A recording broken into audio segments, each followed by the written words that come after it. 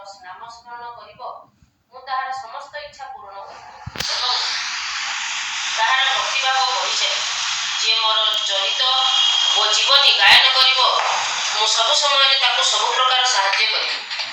ଯେଉଁ ଭକ୍ତଗଣ ମନ ପ୍ରାଣ ଦେଇ ମୋତେ ପ୍ରେମ କରନ୍ତି ଏବଂ ମୋର ଲୀଳା ଶ୍ରବଣ କରନ୍ତି, ସେମାନେ ସଦା ପ୍ରସନ୍ନ ହୁଅନ୍ତି। ସେମାନଙ୍କୁ ମୃତ୍ୟୁ ମୁଖରୁ ମଧ୍ୟ ବଞ୍ଚାଇ ଆଣିଥାଏ। ମୋ କଥା ଶ୍ରବଣ ମାତ୍ରକେ ମୁକ୍ତି ନିଶ୍ଚିତ। ଏଣୁ ମୋର କଥା ଓ ଲୀଳାଗୁଡ଼ିକୁ ଶ୍ରଦ୍ଧାପୂର୍ବକ ଶୁଣ ଓ ଚିନ୍ତନ କର। ସୁଖ ଓ ସନ୍ତୋଷ ପ୍ରାପ୍ତିର ଏହା ହିଁ ସରଳ ମାର୍ଗ। ଏହାଦ୍ୱାରା ଶ୍ରୋତାଗଣଙ୍କର ଚିତ୍ତ ଶାନ୍ତ ହେବ ତଥା ଧ୍ୟାନ ପ୍ରଗାଢ଼ ଓ ବିଶ୍ୱାସ ଦୃଢ଼ ହେବ। ଭକ୍ତଗଣ ଅଖଣ୍ଡ ଚୈତନ୍ୟ ପ୍ରାପ୍ତ ହୋଇ ମୋ ସହିତ ଏକାକାର ହୋଇଛନ୍ତି। କେବଳ ସାଇ ସାଇ ଶବ୍ଦର ଉଚ୍ଚାରଣ ମାତ୍ରକେ ଭକ୍ତମାନଙ୍କର ସମସ୍ତ ପାପ ଅଚିରେ ଧ୍ୱଂସ ହୋଇଯିବ। ଭିନ୍ନ ଭିନ୍ନ କାର୍ଯ୍ୟ ପାଇଁ ଭକ୍ତମାନଙ୍କୁ ପ୍ରେରଣା ପ୍ରଦାନ। ଭଗବାନ ନିଜର ଭକ୍ତମାନଙ୍କୁ